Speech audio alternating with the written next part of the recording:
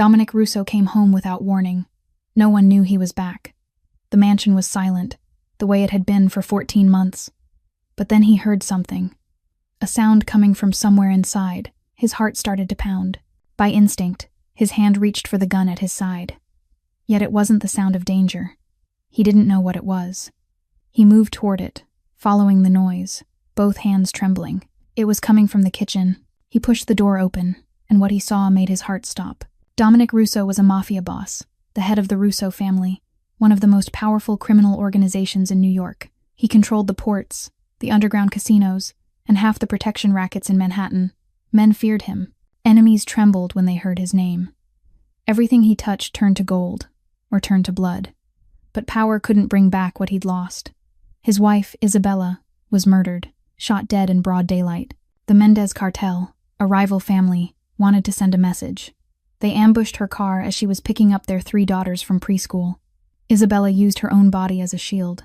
She died on the spot. The girls survived. Not a scratch on them. Dominic was in Chicago handling business when he got the call. At her funeral, something shattered inside his 3 little girls, Lucia, Valentina, and Mia, 4 years old, identical triplets with black curls and their mother's brown eyes. They stopped talking. All 3 of them. At the same time, Lucia used to read books to her dolls. Valentina asked why about everything. Mia sang songs she made up in the bath, at meals, while she played. Now there was nothing. Silence. 14 months of absolute silence. Not a single word, not a laugh, not even a sob you could hear. Only 3 little girls holding hands, staring into empty space like ghosts. Dominic did what any father with limitless resources would do. He spent millions trying to fix what was broken. Child psychologists from the best hospitals, specialist doctors from Europe, one therapy after another.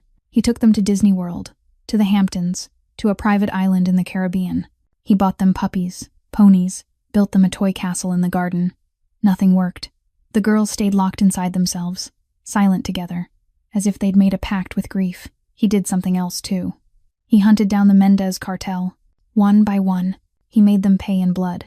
It took him 3 months to wipe them off the map.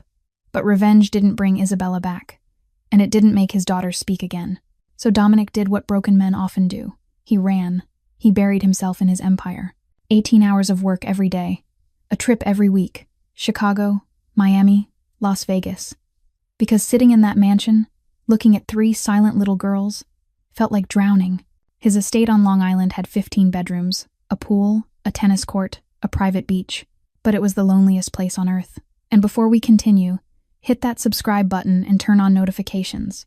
Drop a like if you believe in second chances, and comment where you're watching from, because this story will show you that even in the darkest silence, love can find a way back. One evening, Rosa stood in the doorway of Dominic's study. She'd been with the Russo family for 15 years. She'd watched Dominic grow from a hot-headed young man into a powerful boss. She'd been at his side on his wedding day, on the day his children were born, and on the day Isabella lay in her coffin. But now, she was exhausted. "Boss, I need to talk to you." Dominic didn't look up from the pile of paperwork. "Speak." Rosa drew a deep breath. "I can't take care of this house and the 3 little girls by myself anymore.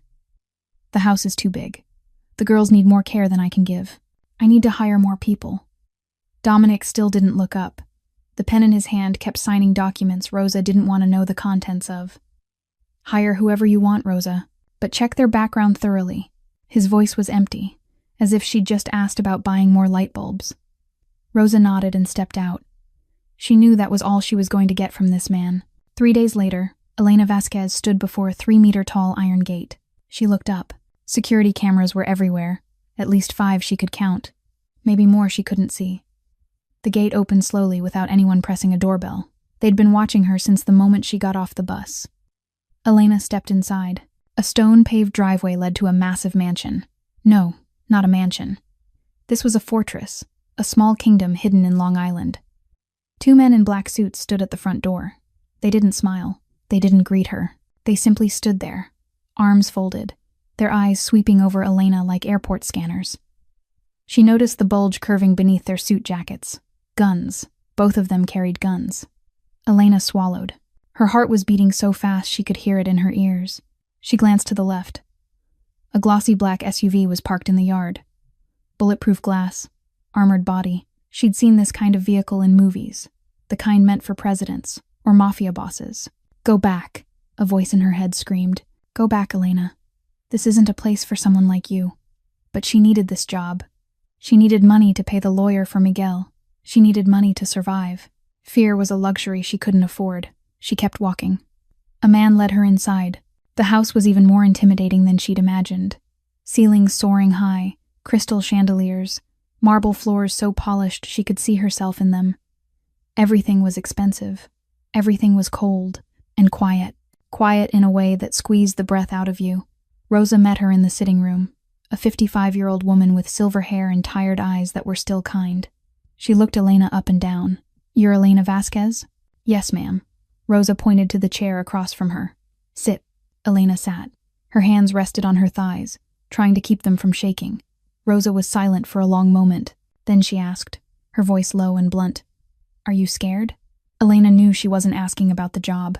She was asking about this place, about the men with guns, about the armored car, about everything Elena had seen since she stepped through the gate. Elena looked straight into Rosa's eyes. "Yes, I'm scared." Rosa said nothing. "But I've been scared of many things in my life. I'm still here." A moment passed. Then Rosa nodded slowly. For the first time, something like respect flickered in her eyes. "You're hired. You start tomorrow. The staff room is downstairs. I'll explain the work later. For now, you should learn this house first." Elena stood. Rosa led her through the corridors, the sitting room, the dining room, the recreation room, the indoor pool. Every room was bigger than Elena's apartment in the Bronx. They were passing along the second-floor hallway when Elena heard a voice, cold, sharp, like a blade cutting through the air. "Tell Santino if he doesn't pay within 48 hours, he won't need to pay anymore. Ever." Elena froze. All the blood in her body rushed to her heart. A man stepped out from the room at the end of the hall. Tall, broad-shouldered, wearing a black suit so perfect it looked like it had been tailored down to every stitch. An angular face, a square jaw, and eyes colder than anything Elena had ever seen. He was on the phone, but he stopped when he saw them. His gaze swept over Elena, quick, cold, as if she were a piece of furniture, something not worth remembering. Then he walked past without a word. Elena couldn't breathe until he disappeared around the corner. "That's the boss, Dominic," Rosa said softly. "You don't need to know much about him. Just do your job well and stay out of his way." Elena nodded. They kept going, but when they reached the staircase, Elena stopped. 3 little girls stood there, on the 5th step, holding hands, looking down, black curls, big round brown eyes, faces so identical Elena couldn't tell them apart. 3 small angels, yet their eyes were empty, like dolls. "That's Lucia, Valentina, and Mia," Rosa said, her voice dropping. "The boss's 3 little girls. They don't talk, to anyone. It's been 14 months. Elena looked at the 3 girls, and the 3 girls looked back at her. For the first time in 14 months, their eyes followed a stranger. Not with fear, but with something else. Curiosity. Elena didn't know why, but she felt that something had just changed. An invisible thread had just been tied, between her and those 3 silent little girls. She didn't know that thread would change everything. On her first day, Elena started work at 6 o'clock in the morning. She dusted shelves of books that seemed to go on forever. She vacuumed Persian rugs, worth more than everything she'd ever owned. She polished statues she didn't dare ask the price of. Rosa followed her from room to room. She didn't say a word. She only watched. The way Elena held the cloth, the way she moved, the way her eyes took in everything around her. Close to noon, they stopped in the second-floor corridor, near the room of the 3 little girls. Elena could feel the silence from inside, a heavy kind of silence, as if someone was trying not to breathe. Rosa spoke suddenly. "Do you have experience with children?"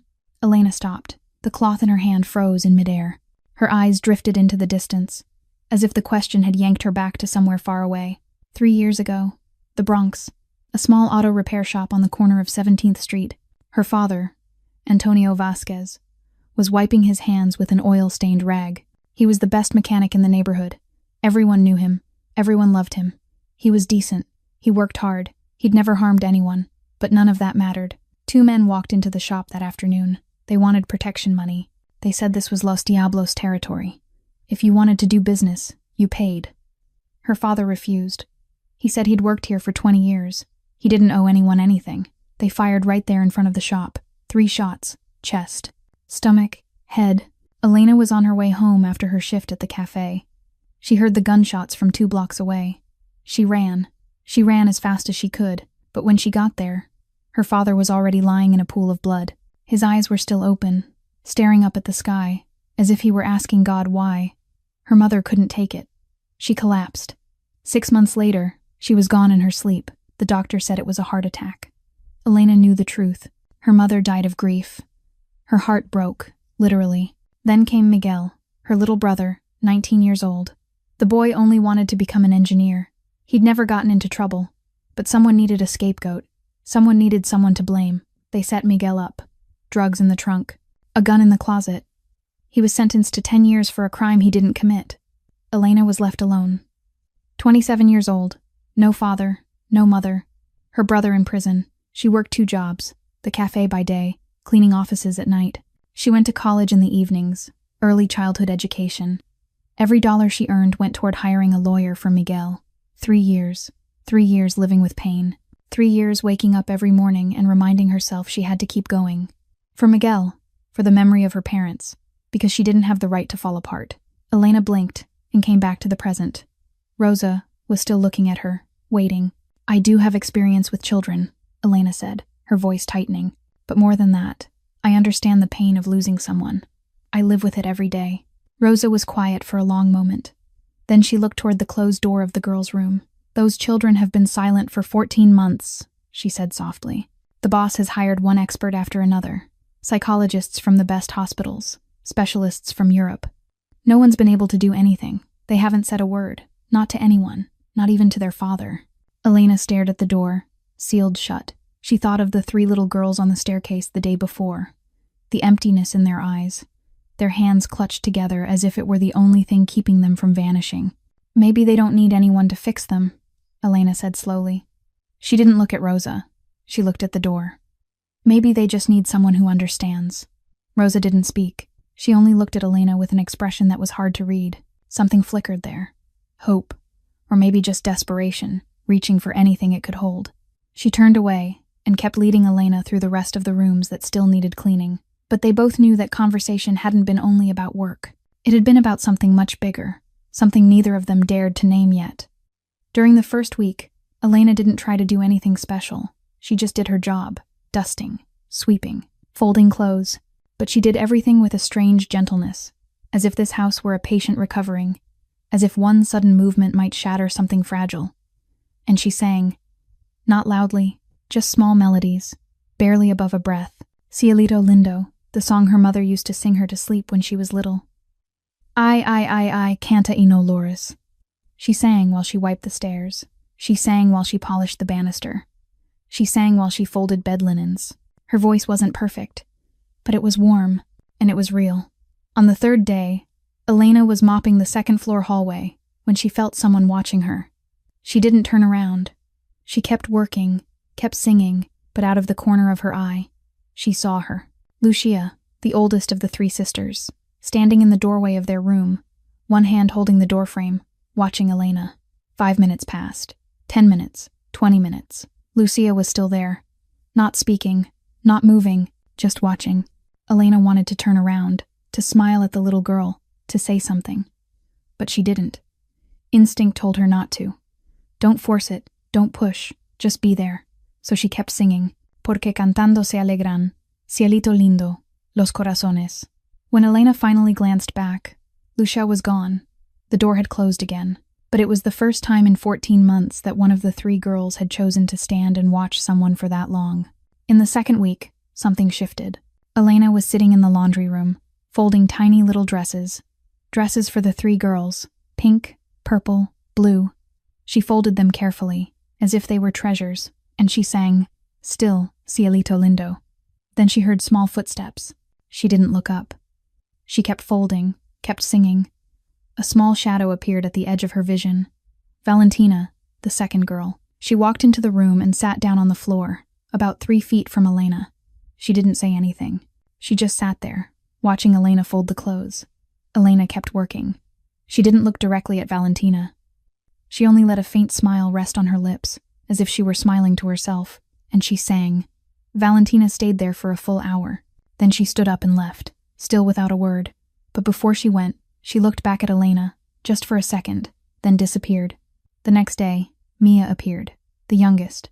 She stood in the laundry room doorway, head tilted, listening to Elena sing. She didn't come in. She only stood there, her head tipped to one side like a little bird trying to catch a faraway melody. Elena still didn't turn. She kept singing and folding, but her heart beat faster. Something was happening. Something was changing. That night, Elena couldn't sleep. She lay on her bed in the small staff room in the basement, her mind spinning with the image of the three girls. Around 2 o'clock in the morning, she decided to get some water. She went up to the first floor, moving softly through the dark. The house was silent, except for the ticking of a clock somewhere. Then she heard a voice, from Dominic's study. The door was cracked open. A wash of yellow light spilled into the hallway. Elena knew she should turn back. She knew this wasn't her business, but her feet didn't listen. She stood there, hidden behind the wall, her heart pounding like a drum. "I don't care if he has a family," Dominic's voice cut through the air, cold, sharp, without a hint of feeling. "He betrayed me. He pays. That's the law." Silence. The person on the other end must have been saying something. Then Dominic spoke again. "Handle it. I don't want to hear his name again." Elena trembled. She backed away. Her foot caught on something. She almost fell. She clapped a hand over her mouth to keep from making a sound. Then she turned and ran back to her room, ran from what she'd just heard. She lay in bed all night, eyes wide open, staring at the ceiling. She thought of her father. The men who killed him had spoken the same way. Cold, ruthless, as if a human life had no value. She was working for one of those men. She was living under the roof of a Mafia boss. The next morning, Elena got up early. Her eyes were swollen from lack of sleep. She went up to the second floor to start her work. And she saw him, Dominic, standing in the hallway outside his children's door. The door was slightly open. He stood there, not going in, only looking. Elena stopped at the corner of the corridor. She held her breath. From where she stood, she could see inside the room. The three girls sat on the bed, holding hands, staring into nothing, like every day, like the last 14 months. And she saw Dominic's face, the most powerful Mafia boss in New York, the man who'd given an order to kill last night without hesitation. His face was shattered, just for a second. Those cold eyes flared with pain. That square jaw trembled. His hand clenched at his side as if he were fighting not to collapse. Then he drew a deep breath and put the mask back on. His face went cold again. His eyes turned empty. He turned away and walked down the stairs, back straight, shoulders squared, as if nothing had happened. Elena stood there without moving, and she understood. There were two Dominic Russos, the monster on the outside, the man who ordered death without blinking, the man who made the entire underworld tremble. But there was another Dominic, the father who stood at his daughter's door every morning, the father broken because he couldn't reach his own children, the father powerless even with the whole world in his hands. Elena didn't know if she should be afraid of him or feel sorry for him. Maybe both. In the third week, the first miracle happened. Elena was folding laundry in the washroom like she did every day. She worked as she sang Cielito Lindo, the song that had become the soundtrack of this house. When she lifted a stack of freshly washed sheets, she saw it, a piece of paper lying on top of the clean clothes. She picked it up. It was a drawing, made with crayons, a butterfly, purple, its wings uneven, its antennae bent, its body crooked. But to Elena, it was the most beautiful thing she'd ever seen. She sat down on the floor, holding the picture with both hands, staring at it for a long time. She knew who'd drawn it, Lucia, the girl who'd watched her the longest, the one who'd been observing her since the very first days. And now, the child was standing behind the door. Elena didn't look back, but she knew. She could feel Lucia's eyes following her through the crack of the half-opened door. "So beautiful," Elena whispered, quiet enough that it felt like she was speaking to herself, but loud enough for Lucia to hear. "This butterfly is so beautiful." She stood, carried the drawing out of the laundry room, and walked straight to the kitchen, the huge kitchen with oak cabinets and granite counters. She looked around, searching for the perfect place, right on the wall beside the window where the morning light would fall every day. She took tape and fixed the drawing there, the most honored spot in the kitchen. She stepped back and looked at it. "Perfect," she murmured. From the edge of the hallway, a pair of eyes watched, Lucia. The girl had followed Elena from the laundry room to the kitchen, and when she saw her picture hanging on the wall, something flickered in those empty eyes.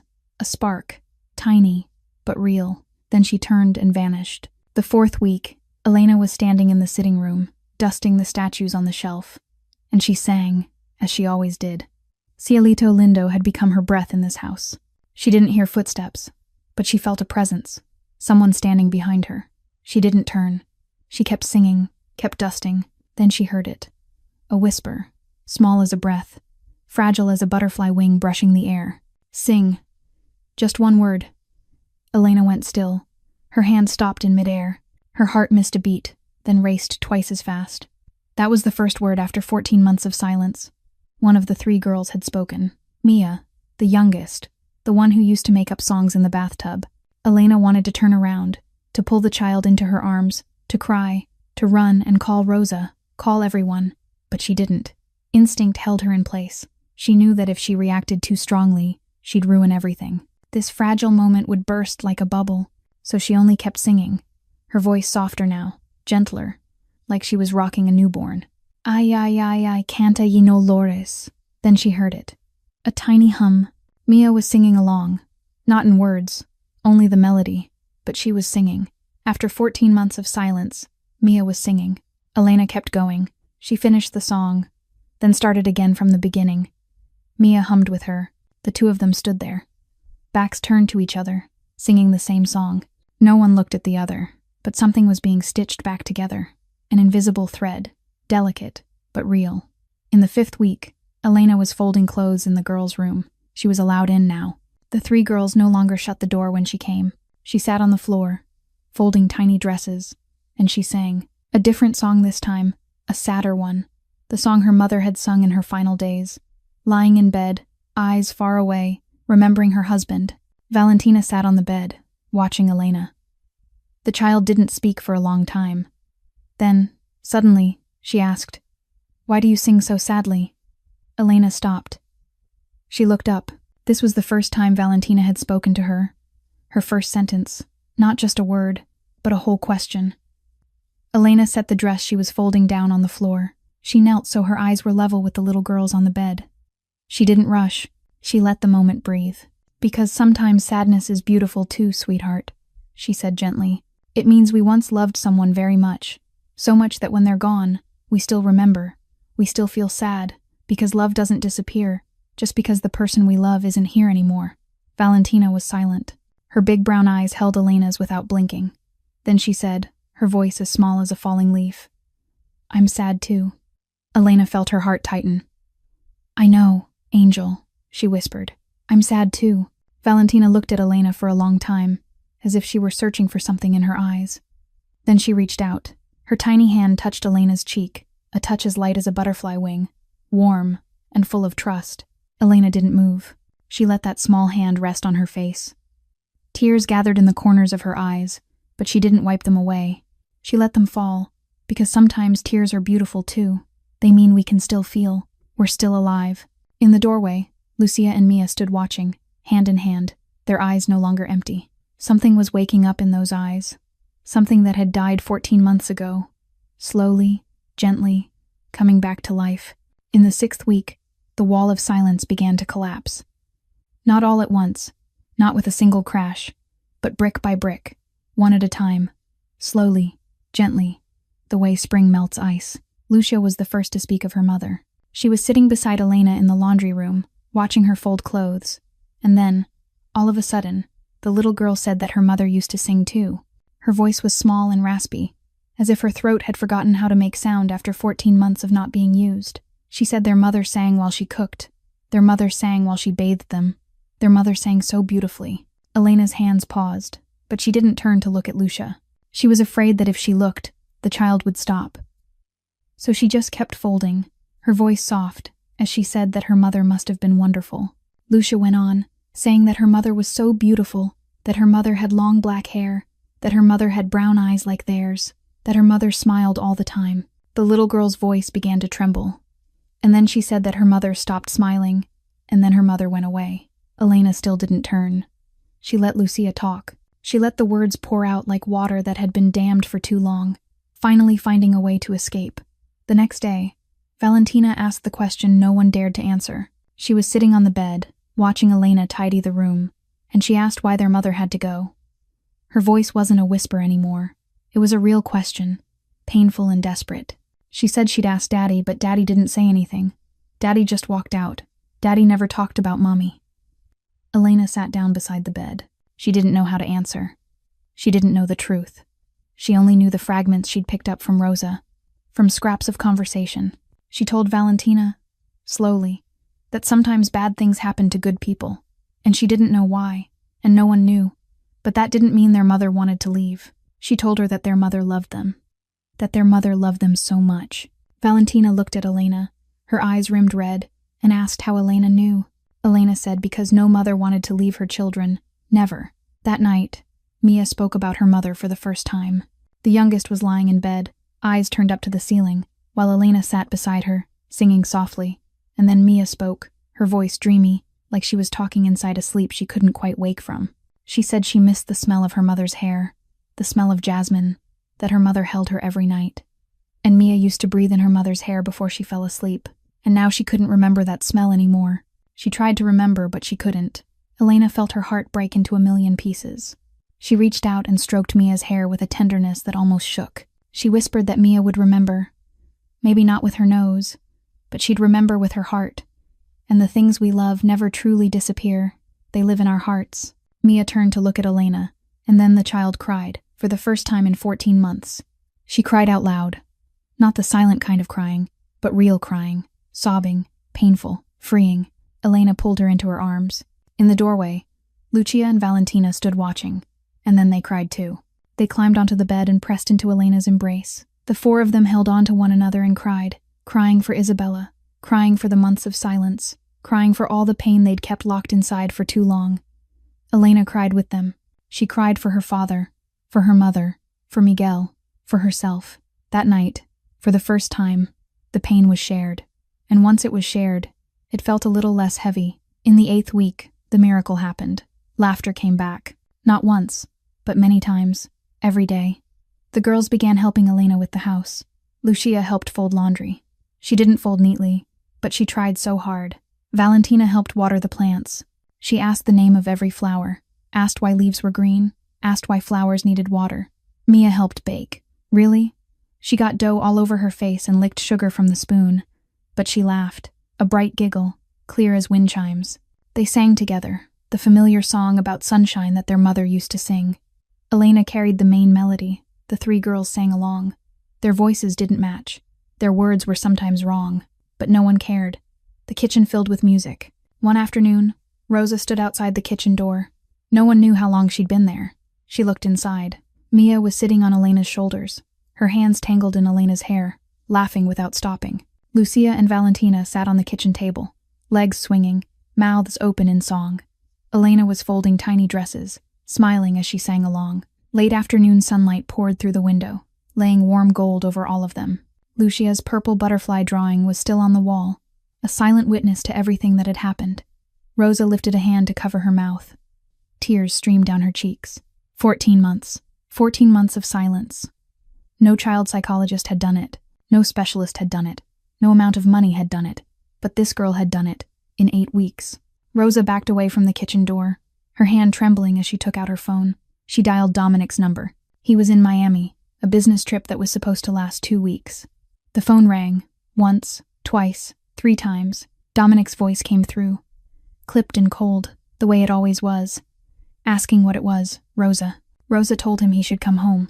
He said he was busy, asked what was going on. Rosa wanted to say it, wanted to shout that his daughters were talking, laughing, singing, that a miracle had happened, that he needed to come back immediately. But she didn't. She was afraid he wouldn't believe her. She was afraid that if she spoke it out loud, the miracle would vanish. So she said, softly, that it was nothing, only that he should come home. Silence on the line, and then Dominic said he'd come back when he was finished, and he hung up. Rosa stared at the dark screen of her phone and let out a long breath. Then she turned and looked back toward the kitchen. The laughter was still there, rising and ringing inside the house, and she found herself wondering whether, when Dominic came home, he'd recognize the miracle unfolding under his own roof. or whether he'd destroy it, the way he'd destroyed so many other things in his life. Dominic came home earlier than expected. The deal in Miami ended faster than he'd thought. Or maybe something else had been pulling at him, urging him back. He didn't call ahead. A Mafia habit. You never announce your schedule. He walked into the familiar mansion. Silence, as always, as it had been for 14 months. But then he heard it. A sound, coming from somewhere inside the house. His heart sped up. His hand went to the gun at his side by reflex. But this wasn't the sound of danger. This was something else. Something he hadn't heard in this house for more than a year. He moved toward it, his feet barely touching the ground. It was coming from the kitchen. He stood in front of the kitchen door. His hand trembled as he put it on the knob. He pushed the door open, and his world stopped. Late afternoon sunlight poured through the big windows, laying a warm gold over the kitchen. Dust motes floated in the air like glitter, and in the middle of that light-filled room, he saw them. Mia was sitting on the shoulders of a woman, her small hands tugging at the woman's dark hair. Mia's mouth was wide open in a laughing squeal, a sound clear as a bell. Lucia and Valentina were sitting on the kitchen table, legs swinging, cheeks flushed, eyes bright with life. All three of them were singing. A familiar song about sunshine, the song Isabella used to sing to them every night. Their voices didn't match. Their words were sometimes wrong. But they were singing. His daughters were singing. On the wall, right beside the window, a crayon drawing had been taped in a place of honor. A purple butterfly, with uneven wings. The woman was folding tiny dresses.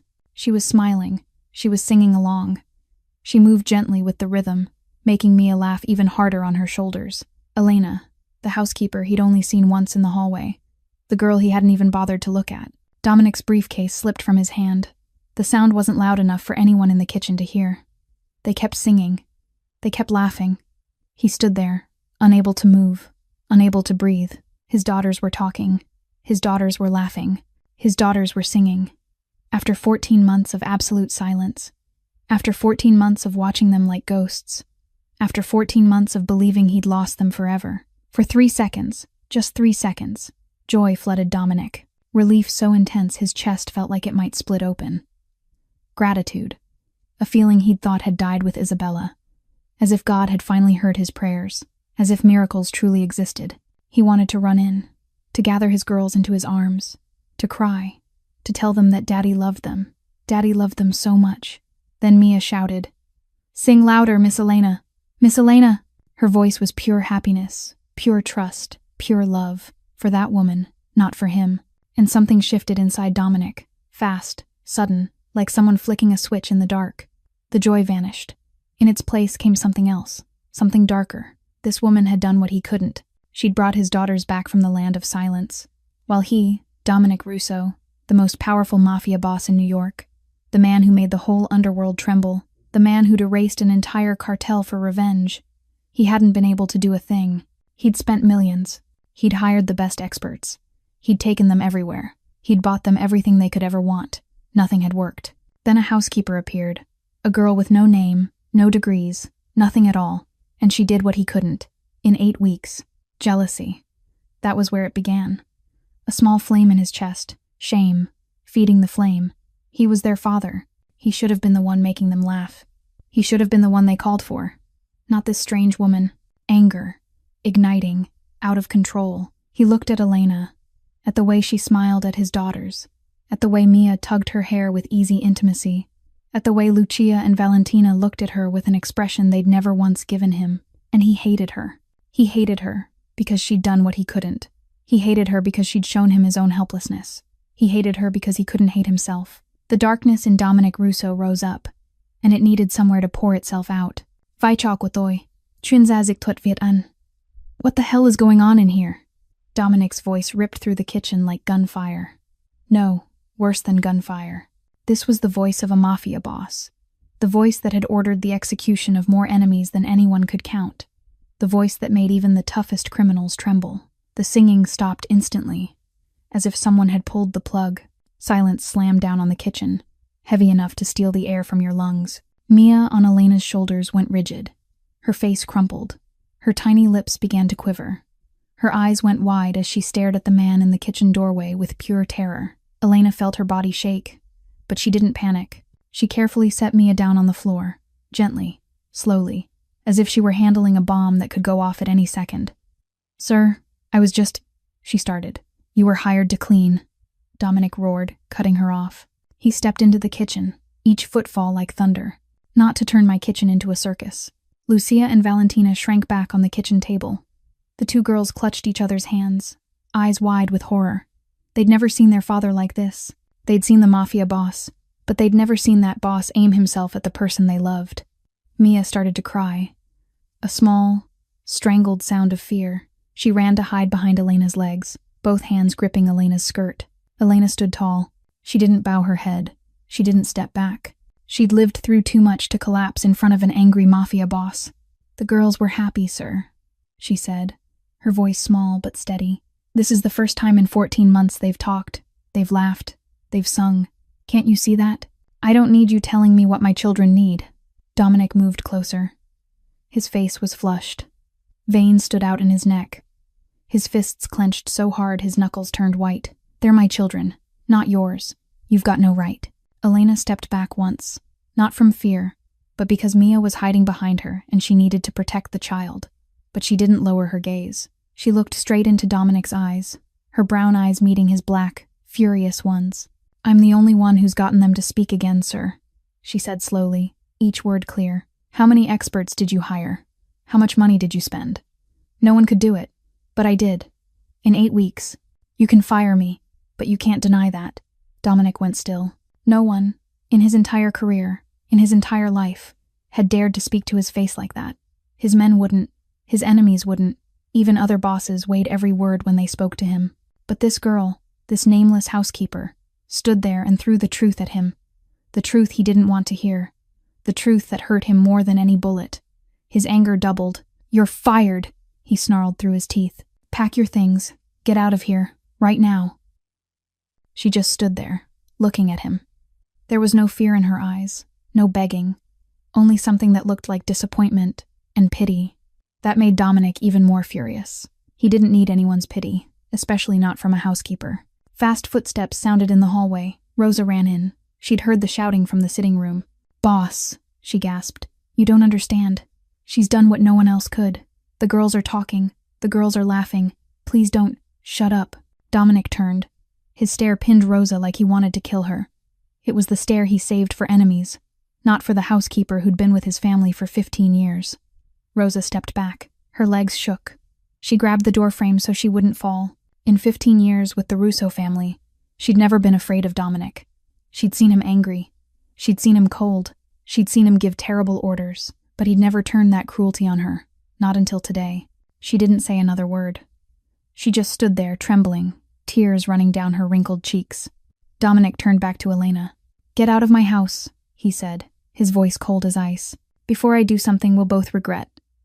Elena looked at him for a long moment. Then she bent down and gently pried Mia's hands off her skirt. The little girl cried louder. "Miss Elena, don't go, Miss Elena." Elena's heart splintered, but she couldn't stay. She knelt down to Mia's eye level and wiped the tears from her cheeks. "You'll be all right, Angel," she whispered. "You'll all be all right." Then she stood. She walked past Dominic, chin lifted, back straight. Tears slid silently down her cheeks, but she didn't hide her face. She didn't plead. She walked out of the sun-drenched kitchen, leaving behind 3 little girls crying, a Mafia boss breathing hard with rage, and an old housekeeper trembling in the doorway. The kitchen that had just been filled with laughter now held only the sound of 3 children crying. Elena stood in the hallway for a moment. She'd just stepped out of the kitchen. The crying of the 3 little girls still echoed behind her. Her eyes were wet, tears running down her cheeks, but she didn't beg. She didn't plead. She didn't turn back. She'd survived watching her father get shot to death right in front of her. She'd survived her mother dying of grief. She'd survived her brother being set up, thrown into prison for a crime he didn't commit. She'd survived 3 years alone, 2 jobs, night classes in college. Every dollar she earned poured into saving Miguel. She wasn't going to break in front of a Mafia boss, no matter how powerful he was, no matter how rich he was, no matter how terrifying he was. She turned to look at Dominic one last time. "Yes, sir." Just 2 words. Her voice was calm, not trembling, not choking. Then she left. She walked past Dominic, chin lifted, back straight, shoulders squared. Tears still slid down her cheeks, but she didn't wipe them away. She let them fall, because tears didn't mean weakness. Tears meant she could still feel, that she was still human, unlike the man standing there. In the kitchen, the three girls stopped crying. Lucia moved first. She climbed down from the kitchen table, slowly, like a little machine. Valentina followed. Then Mia. The three girls stood in a line, holding hands, just like 14 months ago. Their faces were empty, as if someone had flipped a switch. The light in their eyes, the light Elena had spent 8 weeks trying to ignite, went out, in minutes. They looked at their father, but not with a daughter's eyes. With a stranger's eyes, cold, distant, hollow. Dominic felt a chill crawl up his spine, but before he could say anything, the three girls turned away. They walked out of the kitchen in silence, hand in hand, their tiny footsteps making no sound. They went back to their room like ghosts. Elena was going down the stairs when she saw the girls pass by. They didn't look at her, they didn't stop. They walked straight into their room and closed the door. She stood there for a moment. Then she stepped up to their door. She laid her hand on the wooden surface. She could feel the silence inside, heavy, painful, familiar. "Goodbye, my angels," she whispered. "I love you. I'll always love you." No answer. Only silence.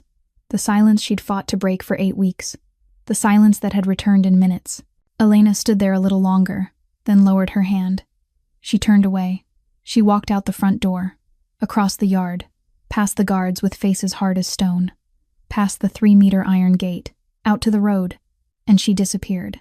Rosa stood in the second-floor hallway, watching Elena go. She didn't even know when she'd started standing there. She just stood, watching the young woman walk away with her back straight and her head held high.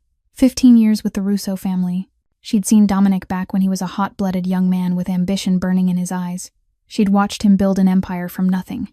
She'd watched him marry Isabella, the only woman who could make him smile. She'd seen him cry like a child when his 3 little girls were born. She'd seen him howl when Isabella lay in her coffin. She'd watched him turn cold and ruthless, drowning himself in work to outrun his grief. And now she'd watched him destroy the only thing that could save his children. She wiped the tears from her cheeks. Then she went to the girls' room. She knocked softly. No answer. She opened the door and stepped inside. The 3 girls sat on the bed, holding hands, staring into nothing, just like 14 months ago. As if nothing had ever changed. As if Elena had never existed. Rosa felt her heart shatter. She knelt in front of them. "Are you all right, my loves?" she asked gently.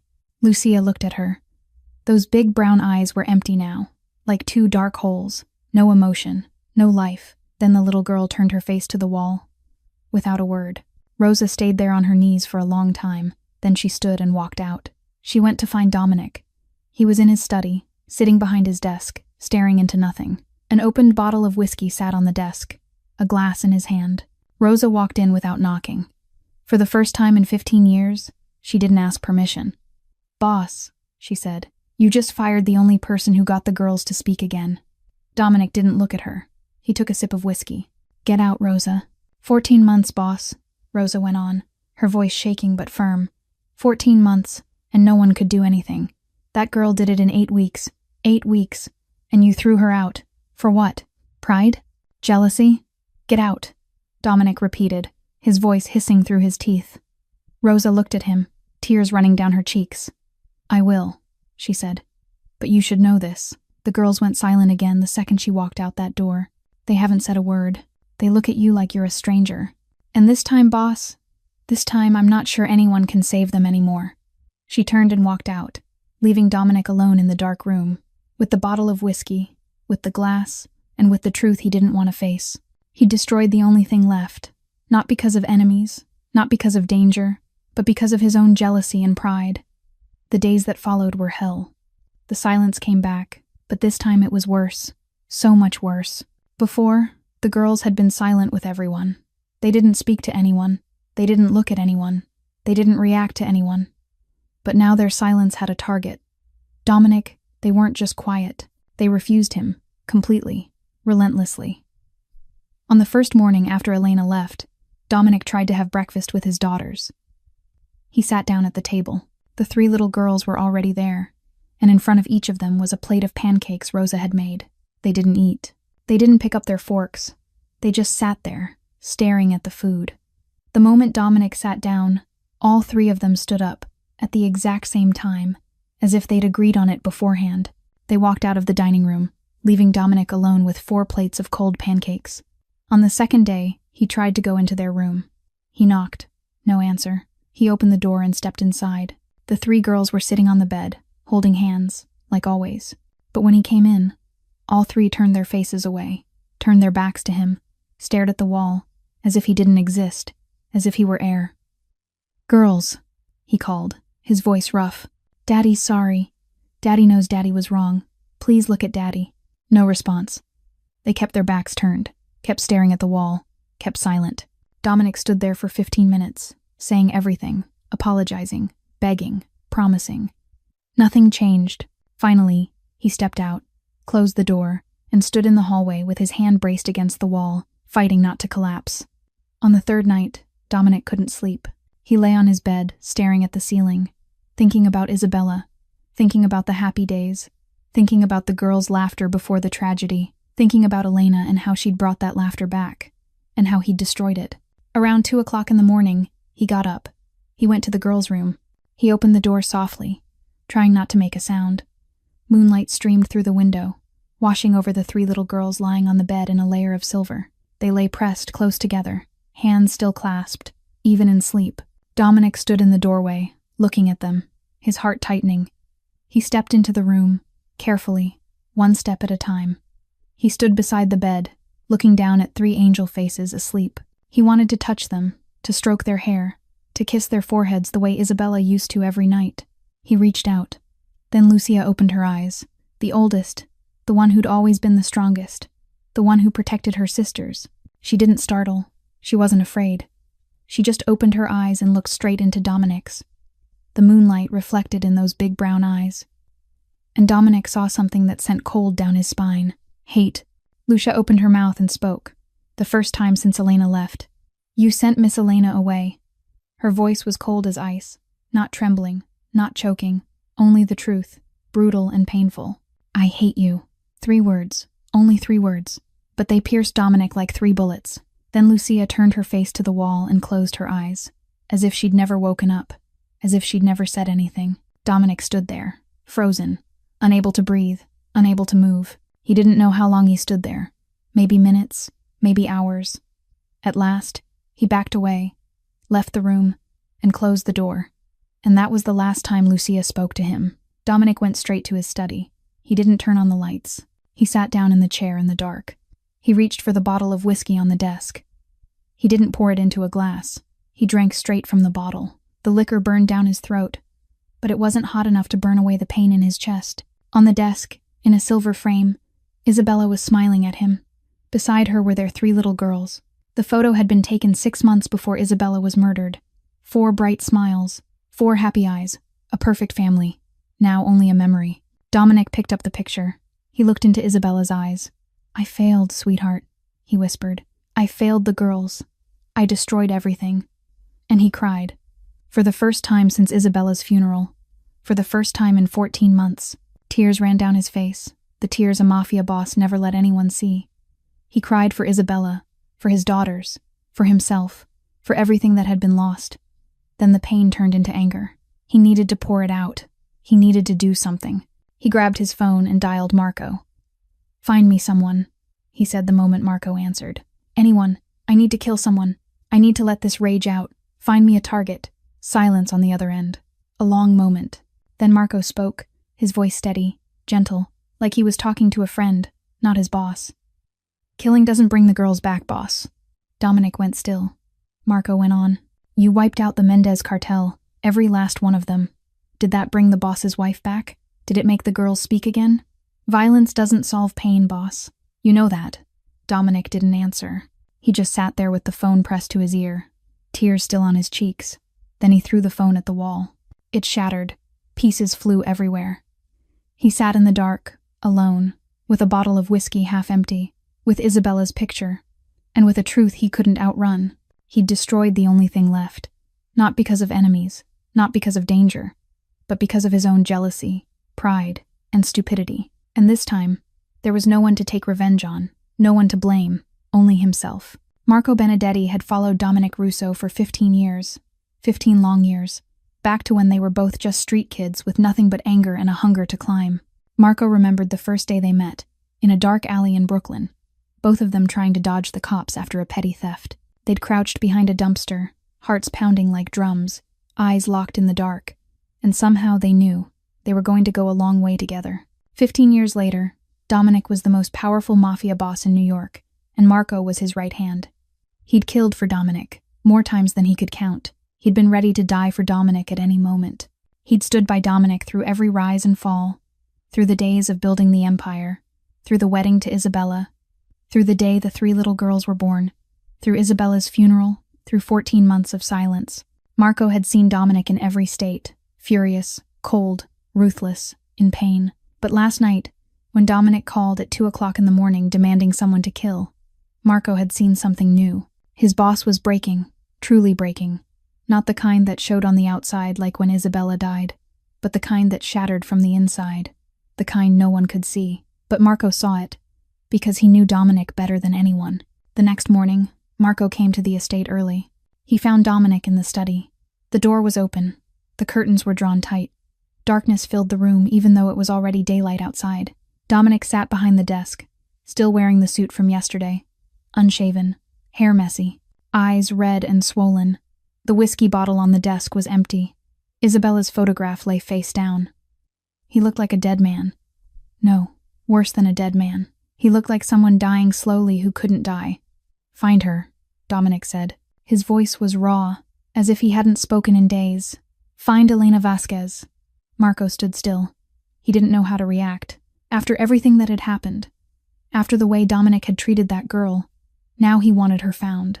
"She didn't do anything wrong, boss," Marco said carefully. "You fired her. She left. She doesn't owe you anything." "I know." Dominic looked up at Marco, eyes red with pain. "I know she wasn't wrong. I was. I need to fix it. I need to find her. Please, Marco." Marco stared at his boss. In 15 years, he'd never heard Dominic say please to anyone. He nodded. "I'll find her." Then he turned and got to work. Marco was the best at this. Finding people, digging up information, following trails. He started with what he knew. Elena Vasquez, 27 years old, Puerto Rican, lived in the Bronx, hired by Rosa as a housekeeper 2 months ago. He dug deeper. He contacted his sources, people in the police, people in the underworld, people who knew everything that happened on New York streets. And he found it. Elena Vasquez, daughter of Antonio Vasquez, a mechanic in the Bronx, owner of a small auto repair shop on the corner of 17th Street. 3 years ago, Antonio Vasquez was shot dead right outside his shop. 3 bullets, chest, stomach, head. Reason: he refused to pay protection money. The gang responsible, Los Diablos. Marco went still when he read that name. Los Diablos. He remembered it. He remembered it too well. 2 years ago, the Russo family expanded into the Bronx. A small gang got in the way. Los Diablos. They ran protection, extortion, loan sharking, small time, but they refused to move aside. They thought they could stand up to the Russo family. They were wrong. Dominic ordered them cleaned up. Marco remembered that night. He led the team. They tracked Los Diablos to their base, an abandoned warehouse on the edge of the Bronx. 23 men, that was the number of Los Diablos members. By the next morning, there was no one left. The whole gang had been erased in a single night. The news spread. Every small crew in the area understood the message. No one dared block the Russo family again. Marco sat in his car, staring at the report on his laptop screen. He read it again and again. Antonio Vasquez, killed by Los Diablos. Elena Vasquez, Antonio's daughter, working for Dominic Russo, the man who'd wiped out Los Diablos, the man who'd avenged her father without even knowing. Fate. Marco didn't believe in fate. He believed in guns, money, and power. But what was this if not fate? That girl came to work for the family that had avenged her father. That girl healed the children of the man who'd killed her father's killers. And that man threw her out without knowing any of it. Marco dug deeper. Elena's mother, Maria Vasquez, died 6 months after her husband's death. Official cause: heart failure. Real cause: grief. Elena's brother, Miguel Vasquez, 19 when he was arrested, sentenced to 10 years for drug and weapons possession. But the file showed suspicious points. The evidence appeared too perfect. The witness had a record. The public defender did almost nothing. It looked like someone had set him up. Elena Vasquez, 27, orphaned, brother in prison, alone, working 2 jobs, going to college at night, pouring every dollar into hiring a lawyer for her brother. And she could still bring laughter to 3 little girls she'd never met before. She could still love even after life had taken everything. Marco exhaled and closed the laptop. Then he drove back to the estate. Dominic was still in the study, still in the same clothes, still unshaven. But he looked more awake now, waiting. "Boss, there's something you need to know," Marco said. He sat in the chair across from Dominic and told him everything. About Antonio Vasquez, about the repair shop in the Bronx, about Los Diablos, about that night 2 years ago, about how it all connected. Dominic listened in silence, his face blank. When Marco finished, Dominic didn't speak for a long time. He just sat there staring into nothing, like he was trying to process what he'd heard. "Does she know?" Dominic finally asked. "That I killed the men who killed her father?" Marco shook his head. "No, no one knows. She doesn't know Los Diablos were wiped out by whom. She only knows her father was murdered, and no one was punished." Dominic closed his eyes and leaned back in his chair, and Marco saw something on his boss's face. Not anger, not pain, but something like destiny, as if Dominic finally understood that everything happened for a reason. "Where is she now?" Dominic asked. Marco pulled out a slip of paper. "A small apartment in the Bronx, 3rd floor, 15th Street. She works 2 jobs, cafe in the daytime, cleaning offices at night, and she goes to college in the evenings." Dominic opened his eyes. He looked at Marco. "Take me there. Now," Marco asked. "Now." Dominic stood. For the first time in days, something stirred in his eyes. Not hope, not yet, but determination. Elena's apartment was on the 3rd floor of a worn-down building on 15th Street in the Bronx. The walls were damp with mold. The pipes were rusted, screeching every time someone in the building turned on a faucet. The paint was peeling. The wooden floorboards groaned under every step. The place had only one small bedroom, an even smaller bathroom, and a kitchen corner with an old refrigerator that hummed all night long. But it was Elena's home, the only place she could afford. On the wobbly wooden table by the window sat a simply framed photograph. Miguel, her brother. The picture was from his 18th birthday, a year before he was arrested. He was smiling, eyes bright, holding the cake Elena had saved for a month to buy. Beside the photo was a stack of papers, lawyer files, appeal forms, payment receipts, 3 years of paperwork, 3 years of hope, 3 years of failure. Elena looked at the picture every morning before she went to work. She looked at it every night before she fell asleep. It reminded her why she kept going, why she got up at 5 o'clock in the morning, why she worked 16 hours a day, why she didn't quit. At 6 o'clock in the morning, Elena was already at the cafe, a small place on a street corner, serving coffee and bread to the working people in the neighborhood. She worked there from 6 o'clock to 2 o'clock. Then she went home and rested for 2 hours. Then she went to college from 4 o'clock to 6 o'clock. Then she cleaned offices from 6 o'clock in the evening to 12 o'clock at night, every day, 7 days a week. That had been her life for 3 years. That day, Elena was behind the counter making a cappuccino for a regular when she felt something off. She looked up, and her heart seemed to stop. Dominic Russo was sitting in the corner of the cafe, alone, no bodyguards, no armored SUV waiting outside, only him, in a black suit, sitting there, watching her. Elena felt the blood rush to her heart. Her hand tightened around the espresso machine handle. He'd found her. He'd come here. For what? To get her fired from this job too? To threaten her? To punish her for daring to speak to his face? She wanted to run. Survival screamed in her head, telling her to drop her apron and bolt out the back door. But she didn't. She'd run enough. She'd lost enough. If a mafia boss wanted to do something to her, he'd do it whether she ran or not. So why be afraid? She took a deep breath. Then she kept making coffee. She served customers. She wiped tables. She washed cups. She did everything as normal, as if Dominic Russo didn't exist, as if he were only a ghost no one could see. Dominic sat there the whole morning. He ordered a black coffee. He didn't drink it. He only sat there watching Elena work. At 2 o'clock, Elena's shift ended. She took off her apron, hung it on the hook, and stepped out from behind the counter. She walked straight to the door without looking toward Dominic. But the moment she stepped onto the sidewalk, he was there, waiting. "I need to talk to you," Dominic said. His voice wasn't cold the way it had been before. It was tired, worn out, like the voice of a man who hadn't slept in many nights. Elena stopped. She looked at him. "What do you want, Mr. Russo?" she asked, her voice steady. "Did you come here to get me fired from this job too? Or are you planning to run me out of the city altogether?" Dominic flinched. like her words had punched him in the gut. I deserve that, he said quietly. You're right. I deserve it. Elena didn't answer. She just stood there, watching him, waiting. There's a small park nearby, Dominic said. Give me 10 minutes, please. Elena wanted to refuse. She wanted to turn away and walk back to her tiny apartment. She wanted to forget everything that had happened. But she didn't, because Rosa had called her last night. Rosa had told her about the 3 girls, about the silence, about the way they refused their father, about what Lucia had said. I hate you. And Elena couldn't stop thinking about it. She couldn't stop worrying about the 3 little angels she'd loved for those short 8 weeks. 10 minutes, she said. They walked to the park, a small patch of green with a few battered benches and a few maple trees dropping their leaves. They sat down, leaving space between them. Like strangers. My girls went silent again, Dominic began, his voice low and aching. The second you walked out the door. They haven't said a word. They won't look at me. They hate me. I know, Elena said. Rosa called me. Dominic turned to her. She called you? She's worried, Elena said. She doesn't know what to do. Silence for a moment. Then Dominic spoke. You know who I am, he said slowly. I'm Dominic Russo, a Mafia boss. The man people fear. The man who's killed more people than you can imagine. You know that. Elena looked him straight in the eyes. No flinching, no fear. I know who you are, Mr. Russo, she said.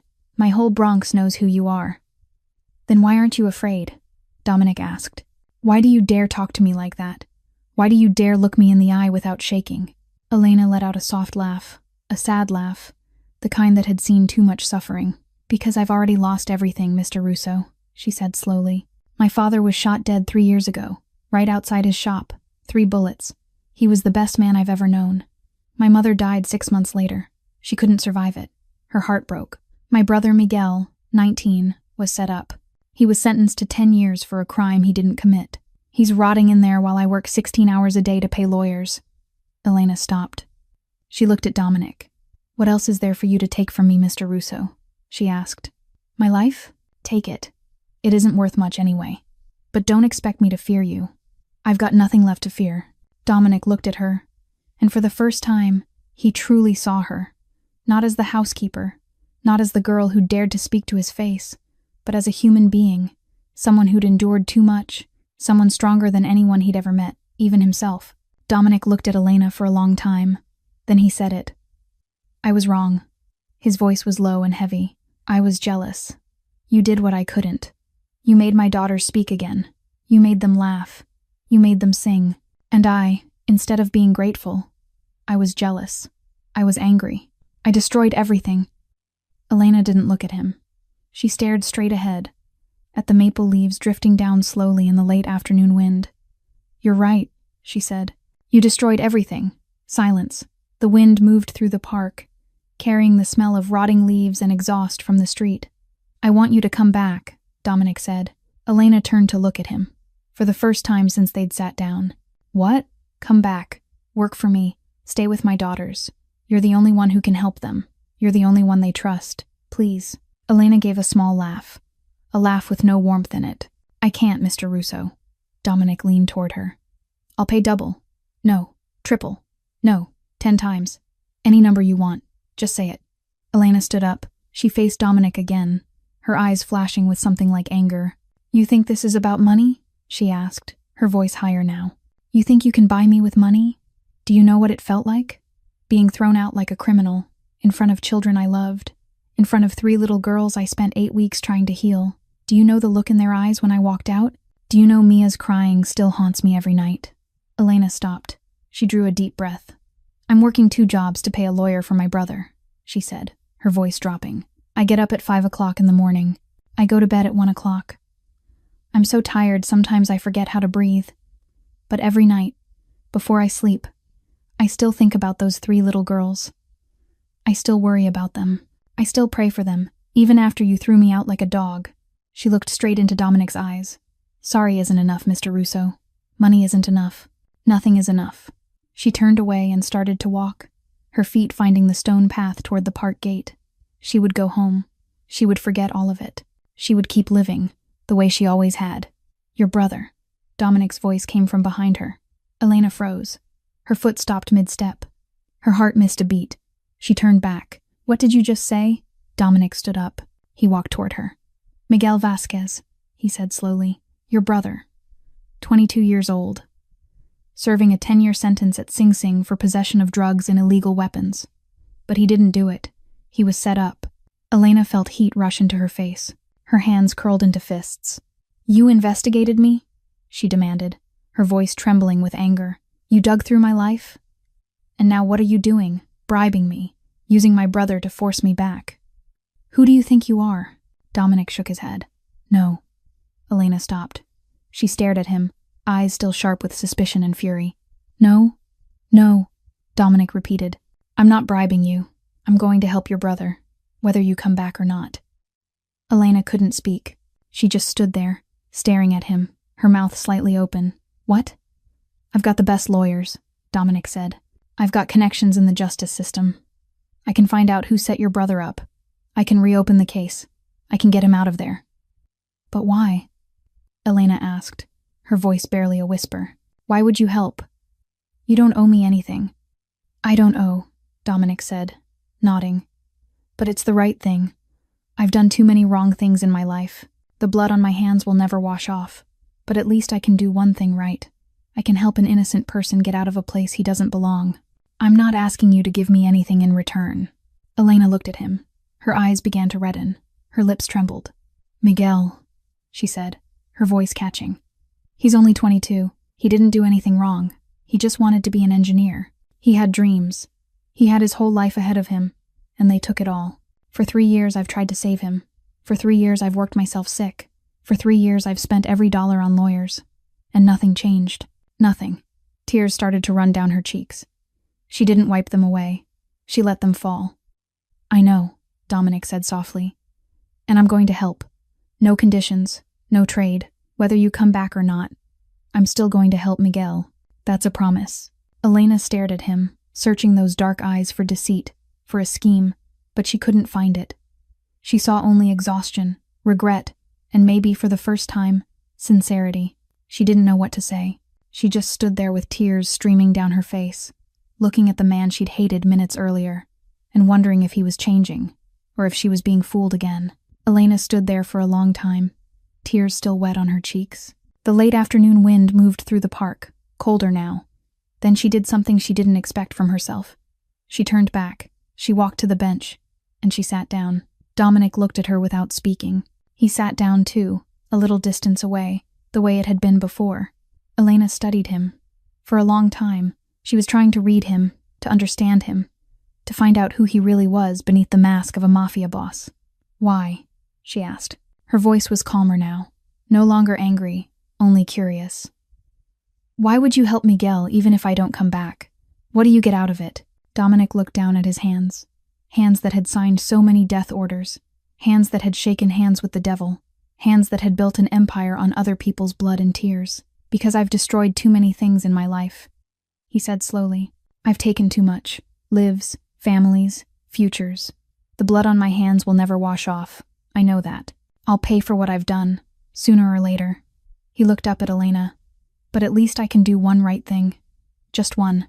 Help an innocent man get out of a place he doesn't belong. It doesn't erase my sins, but at least it tells me I can still do something good, that I can still be human. Elena was silent.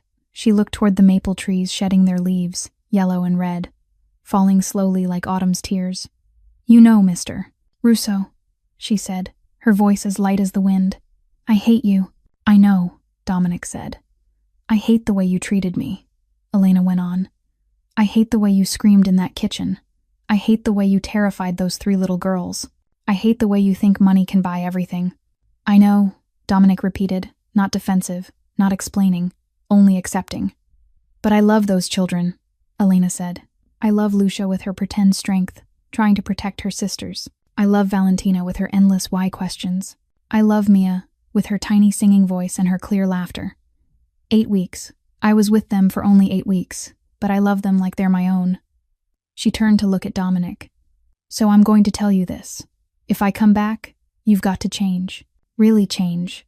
Not the kind where you say sorry and forget. Real change. Dominic frowned. Change how? You've got to be home, Elena said, her voice firm. Actually home. Not the kind where you drop in for a few hours and fly off to Miami, Chicago, Las Vegas. Home. With your girls. Eat breakfast with them. Eat dinner with them. Read them books before bed. Know your kids' friends' names. Know what songs they like. Know what they're afraid of. What they love. What they dream about. They don't need a mafia boss. They need a father. Dominic opened his mouth to argue. My work. Your work stole their mother. Elena cut in, her voice sharp as a blade. Dominic went still. Isabella died because of who you are. Elena continued. Because of the empire you built. Because of the enemies you made. Blood calls for blood, Mr. Russo. You kill people. Someone kills your people. That's the law of the world you live in. And Isabella paid the price. She stopped and drew a deep breath. Don't let your daughters pay any more. Don't let your work steal their father too. They've already lost their mother. Don't let them lose you. Dominic looked at Elena, his eyes full of pain. You're asking me to give up everything, he said softly. Give up the empire I've built for 15 years. Give up the power. Give up all of it. Elena shook her head. No, she said. I'm not asking you to give up everything. I'm asking you to choose. She held his gaze. Your daughters. Or your empire. You can't have both. You tried. And you failed. Isabella died. The girls were silent for 14 months. You almost lost them forever. So choose, Mr. Russo. Choose. For once in your life, not the thing that gives you power. Not the thing that gives you money. The thing that truly matters. Dominic didn't speak. He just sat there, staring at Elena, as if she'd placed a question in front of him that he'd spent his whole life running from, and now he couldn't run anymore. Elena looked at Dominic for a long time. Then she stood. 2 days, she said. I'll give you 2 days. 2 days to prove you truly want to change. If you can do it, I'll come back. If you can't, don't look for me again. Dominic nodded. 2 days. I'll prove it. Elena didn't say anything else. She turned and walked out of the park. She didn't look back. Dominic stayed there a little longer, watching her disappear behind the line of trees. Then he stood, took out his phone, and called Marco. I'm not going anywhere this week, he said the moment Marco picked up. You handle everything. Silence on the other end. Everything, boss? Marco asked, his voice full of disbelief. Everything, Dominic confirmed. The deal in Chicago, the meeting in Atlantic City, the Gambino problem. All of it. You handle it. I trust you. Boss, what's going on? I'm trying to save what's left of my family, Marco, Dominic said. That's what's going on. Then he hung up. On the first day, Dominic woke up at 6 o'clock in the morning. He couldn't remember the last time he'd woken up in this house without rushing to the airport. He went down to the kitchen. Rosa was preparing breakfast. She looked at him with undisguised surprise. Boss, you're not going to work today? I'm making breakfast, Dominic said. For the girls. Rosa's eyes widened. But boss, you can't cook. I'll learn. Rosa didn't say anything else. She stepped back and let Dominic have the kitchen. He looked around. The refrigerator. The gas stove. The pan. Eggs. Bread. He could do this. He'd built an empire from nothing. He could make breakfast. 30 minutes later, he put 3 plates of burnt eggs and scorched toast on the table. Rosa looked at the food with quiet misery, but she didn't speak. The 3 little girls came down for breakfast, like always. They sat at the table. They stared at the burnt eggs. Then they looked up and saw Dominic standing there in the kitchen wearing an apron, his hands still smeared with butter. They didn't eat. They didn't pick up their forks. But this time, they didn't stand and walk away. They stayed seated, watching him longer than usual, as if they were trying to understand what was happening. Dominic sat down with them. He didn't speak. He just sat there, present. For the first time in 14 months, he was truly present. On the second day, Dominic didn't leave the house. He didn't go into his study. He didn't open his laptop. He put his phone in a drawer and didn't look at it all day. In the afternoon, he sat in the sitting room. The 3 girls were playing in the corner, playing in silence, as always. Dominic sat on the sofa, a few meters away. He didn't try to talk. He didn't try to force them into anything. He just sat there, watching them, present, the way Elena had been in those first weeks. An hour passed. 2 hours. 3 hours. Dominic was still there, patient, silent. Near the end of the day, when the late afternoon light began to fade, something happened. Mia, the youngest, was playing with a doll. She stood up and walked toward Dominic, slowly, step by small step. Dominic didn't move. He didn't dare breathe. Mia stopped in front of him and looked up, big brown eyes meeting her father's dark ones. Then she reached out and touched his hand. Just for a second, a touch as light as a butterfly. Then she pulled her hand back, turned around, and ran to her sisters. But that 1 second was enough. Dominic felt tears gather in the corners of his eyes. He didn't wipe them away. He let them fall. That night, Dominic went into the girls' room before bedtime. The 3 little girls were lying on the bed, holding hands, like always. He sat down beside the bed. "Girls," he said gently, "Daddy has something to say." No response, but he knew they were listening. "Miss Elena is coming back," he said. "Daddy found her. Daddy apologized. She's going to come back."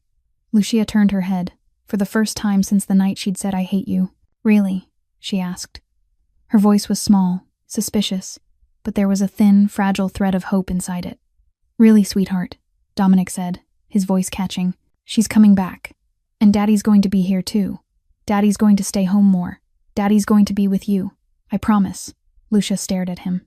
"You've promised a lot," she said. "You promised you'd take us to the park. You didn't. You promised you'd read to us. You didn't. You always promise." Dominic swallowed hard. His throat felt like it was closing. "You're right," he said. "Daddy's promised a lot and didn't keep it. I'm sorry. But this time is different, sweetheart. This time Daddy's going to prove it. Not with words, with actions. Daddy's going to be here. Every day. I promise. And I'm going to keep this promise." Lucia looked at him for a long moment. Then she turned her face away. She didn't say anything else. But she didn't say, "I hate you." And for Dominic, that was enough. That was a beginning. The 3rd day. Early morning. The sun hadn't fully risen yet. The sky was still washed in the pink and orange of dawn. The 3 little girls were already awake. They didn't know why. They only knew that today was special. They stood at the living room window, 3 small faces pressed to the glass, 6 eyes fixed on the driveway that led to the gate, waiting. Rosa stood behind them, smiling. She didn't say a word. She just stood there watching the girls, and for the first time in days, she felt her heart warm. Dominic stood at the living room doorway. He was waiting too. He hadn't slept last night. He'd lain in bed staring at the ceiling, wondering if Elena would truly come back, if she would give him a second chance, if he deserved it. 8 o'clock in the morning. A taxi stopped at the gate. The iron gate opened slowly. A figure stepped inside. "She's here," Mia shouted. It was the first thing the child had said since Elena left. Lucia and Valentina didn't speak, but their eyes lit up, as if someone had flipped a switch. Elena walked up the stone path to the front door. She wore a simple white dress. Her hair was tied neatly at the nape of her neck. She didn't carry much, only a small shoulder bag. Rosa opened the door before Elena could knock. She stood there looking at the young woman, tears already streaming down her cheeks. "Thank you," she said, her voice breaking. "Thank you for giving them a second chance." Then she hugged Elena, held her tight, like she was holding a daughter who'd come home after being gone too long. Elena hugged her back, her own eyes wet. "Thank you for calling me," she whispered. "Thank you for not giving up." Rosa let her go, wiped her tears, and stepped aside. "The girls are waiting for you." Elena walked in. She moved through the hallway, past the expensive paintings she'd dusted so many times, past the bookshelves she'd straightened again and again. She stopped at the living room entrance. Inside, Dominic was sitting on the sofa. The 3 girls sat beside him. He was holding a children's book, trying to read, but the girls weren't looking at the pages. They were watching the doorway, waiting. Elena stepped in. "Hello, my little angels," she said, her voice warm, gentle, familiar. The 3 girls turned. They saw her, and it was as if the world exploded.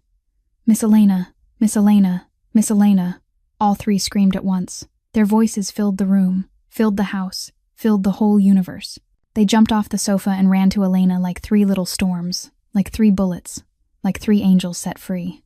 Elena dropped to her knees. She opened her arms wide and caught all 3 of them. They crashed into her, clinging to her as if they were afraid she would vanish again. "We thought you were gone," Valentina cried. "We missed you so much," Mia sobbed. "Why did you leave? Why didn't you stay?" Lucia asked, her voice shaking. Elena held them tight, tears running down her cheeks. She kissed their hair, their foreheads, their cheeks. "I'm here," she whispered. I'm sorry I left. I shouldn't have. I should have stayed. I'm sorry, my loves. Will you forgive me?" "Yes." All 3 answered together. "We forgive you." Elena smiled through her tears.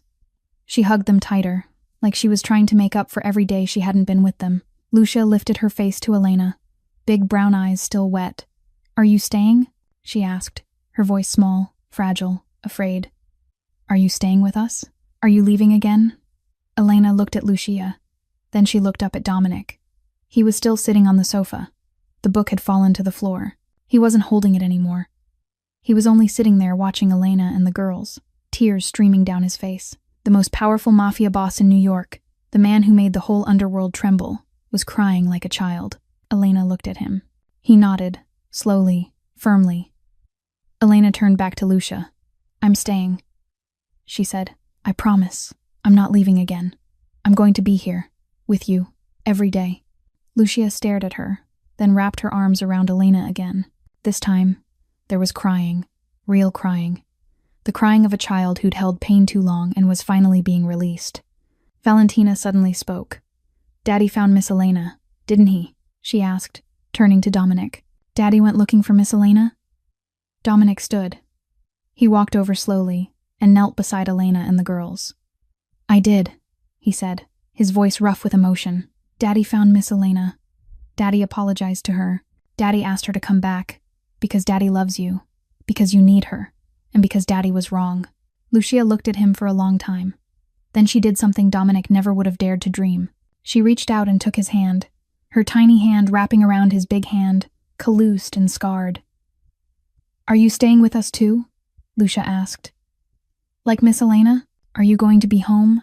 Dominic felt his heart break open and piece itself back together. "I'm staying," he said, his voice choked. "I promise. I'm going to be home, with you, every day." Valentina reached out and took Dominic's other hand. Then Mia climbed into his lap and hugged his neck. Dominic Russo, Mafia boss, a man who'd killed more people than he could count, a man who'd built an empire on blood and tears, a man who made the underworld tremble, was kneeling on the floor, crying the way he'd never cried before. His 3 little girls clung to him. Elena sat beside them with tears on her face. Rosa stood in the doorway, crying without a sound. And for the first time in 14 months, the mansion wasn't silent anymore. It was full of tears, laughter, voices, the sound of love coming back to life. 6 months passed. 6 months since the day Elena came back. 6 months since the day Dominic knelt on the floor and cried with his children. Everything had changed. Dominic Russo was still a mafia boss. He still controlled the ports, the underground casinos, and half the protection operations in Manhattan. His empire was still there, but he wasn't the one running it directly anymore. He handed most operations to Marco. Marco flew to Chicago. Marco met with the Gambinos. Marco handled problems in Atlantic City. Dominic supervised from a distance. 4 days a week, he worked from home, sitting in his study for only a few hours in the morning. The rest of the time, he gave to his daughters. He knew the names of their teachers. Miss Thompson taught Lucia. Miss Martinez taught Valentina and Mia. He knew the names of their friends. Sophie, Emma, and Olivia were Lucia's close group at school. He knew the songs they loved. Mia still adored Disney songs. Valentina liked pop music. Lucia had started listening to Taylor Swift. He was there at breakfast. No more burnt eggs and scorched toast. Rosa had taught him basic cooking. His pancakes were edible now. He was there at dinner, sitting at the head of the table, listening to the girls tell him about their day at school. Who did what, who said what, who played with whom. He was there for bedtime stories, sitting on the edge of their bed, reading. His voice wasn't as good as Elena's, but the girls didn't care. They just needed him there. Elena was no longer only the housekeeper. She became part of the family. The girls called her Aunt Elena. She ate dinner with them, not in the kitchen like staff, but at the table, with the family. She went on picnics with them on weekends, Central Park, the Hamptons, the Russo family's private beach on Long Island. She read to the girls before bed, alternating with Dominic. One night him, one night her. And she taught Dominic something important. How to listen. "Don't try to fix everything, Mr. Russo," she told him one night after the girls were asleep. "Sometimes the girls just need someone to listen. No solution, no advice, just someone sitting there, hearing them." Dominic was used to solving problems. That was his work. Someone caused trouble. He handled it. Someone stood in his way. He removed them. But with his daughters, that way didn't work. He couldn't kill their sadness. He couldn't buy peace for them. He could only be there, listen, and love. 4 months after Elena returned, Dominic kept his promise. Miguel Vasquez was freed. Dominic hired the best lawyers in New York. Not the kind of public defenders who went through the motions, but top lawyers, the kind who could overturn any case. They dug into the file. They found inconsistencies. The evidence was planted too perfectly.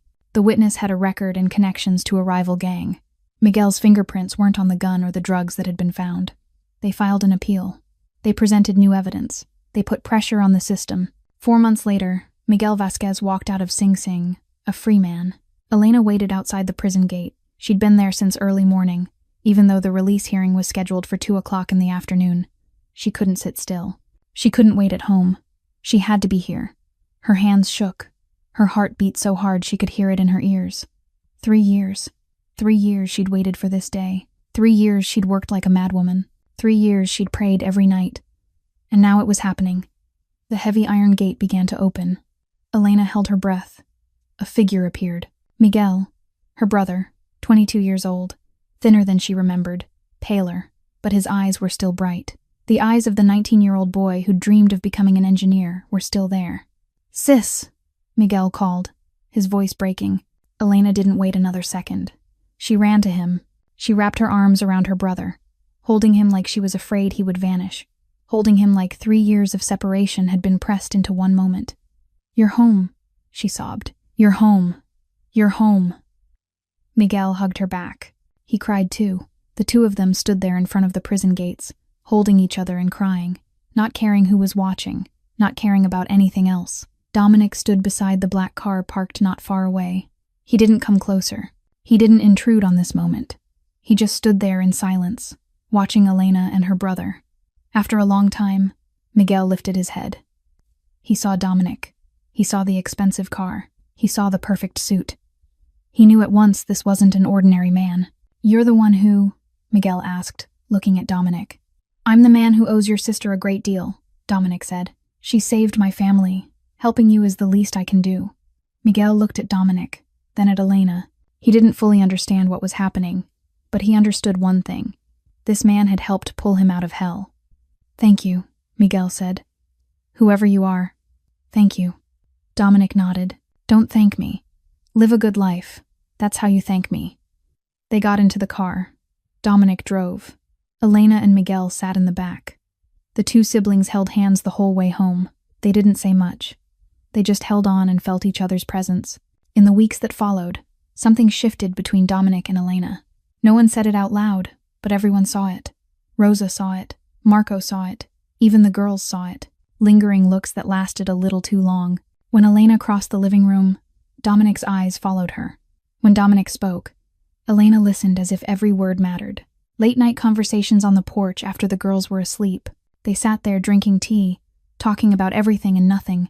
About life, about dreams, about fear, about wounds that hadn't healed.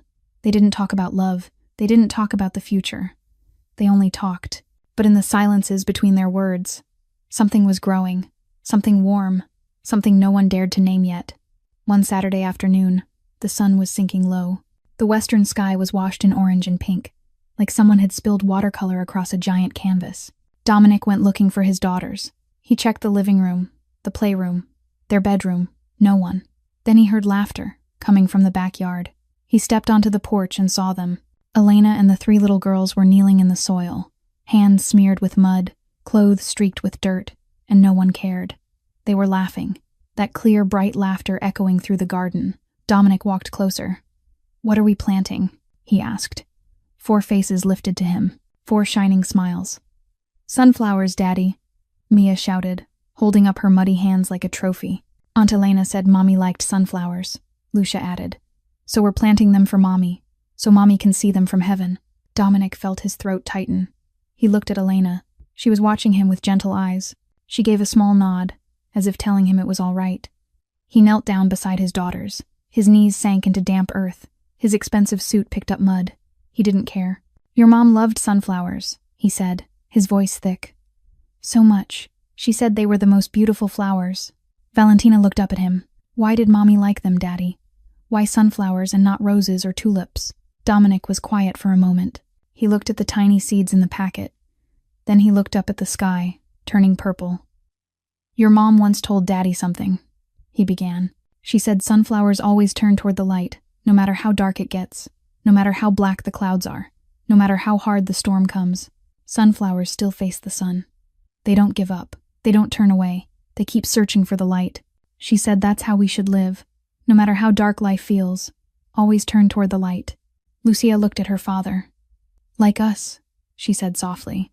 We're like sunflowers, aren't we, Daddy? We were in the dark for a long time, but then we found the light. Dominic pulled his daughter into his arms. That's right, sweetheart, he whispered. Just like you. You found the light. And Daddy did too. They stayed there, all 5 of them, in the garden, sinking into sunset. Their hands kept working, digging, dropping seeds, watering, working together, like a family. Then Mia shouted, Daddy, look. She pointed up at the sky. Everyone looked. A butterfly, purple, drifting above them. It settled on the sunflower seed packet, its violet wings shimmering in the last light of day. It stayed for a few seconds, as if watching them, as if checking to see if they were all right. The girls went silent, staring at the butterfly in awe. Mia whispered, her voice small as breath. It's Mommy, isn't it? Mommy came to visit us, didn't she? Elena reached out and gently stroked the child's hair. Yes, sweetheart, she said softly. Mommy's watching you. Mommy's always here, in the wind, in the sunshine, in butterfly wings. Mommy never leaves you. The purple butterfly lifted off. It circled them once, as if hugging them with its fragile wings. Then it flew away, toward the setting sun, toward the light. The girls watched until it disappeared into the dusk. Dominic's phone buzzed in his pocket. He pulled it out and glanced at the screen. Marco. There must be something, a deal, a problem, something that needed him. Before, he would have answered immediately. Before, work was always the first priority. But this wasn't before anymore. He pressed the power button and shut it off. He slipped it back into his pocket. Elena looked at him. She smiled. It doesn't matter, Dominic said. Nothing matters more than this. Lucia looked up at her father. Are you staying? She asked. Really staying? Not staying today and leaving tomorrow. Staying for real. Forever. Dominic pulled all 3 girls into his arms and held them tight, like he never wanted to let go. I'm staying, he said. I promise. I'll be here with you, every day, until I can't breathe anymore. I promise. And this time I'm going to keep it. He lifted his eyes to Elena, the woman who'd saved his family, the woman who brought light back into this dark house, the woman who gave him a second chance he didn't deserve. Thank you, he said, his voice breaking. Thank you for everything. Elena shook her head, tears shining in her eyes. Don't thank me, she said gently. Thank God. He brought me here. He let us meet. He gave us a second chance. They stayed there in the garden as the sunset faded. 5 people, 1 family, not perfect. Full of wounds, full of scars, but healing, one day at a time. And in the sky, a purple butterfly was flying toward the sun. True wealth isn't what you build, whether it's an empire or a kingdom. It's who you become. And the most precious thing in this life isn't power, money, or the fear of your enemies. It's love that stays, even in silence, even in darkness, even when your hands are stained with blood. Love stays, like a sunflower always turning toward the sun, always turn toward the light. No matter what you've done in the past, no matter how badly you've failed, there's always a chance to change. There's always a chance to love. There's always a chance to come home. Because what does it profit a man to gain the whole world and lose his soul? Thank you for watching this story all the way to the end. If this story touched your heart, please subscribe to the channel, hit like, and share this video so more people can hear meaningful stories like this every day. How did this story make you feel? Did it remind you of something in real life? Share your thoughts in the comments below. We always want to hear what's deep in your heart. I wish everyone watching this video good health, a joyful life, and days filled with peace. Thank you so much. Goodbye, and see you in the next video.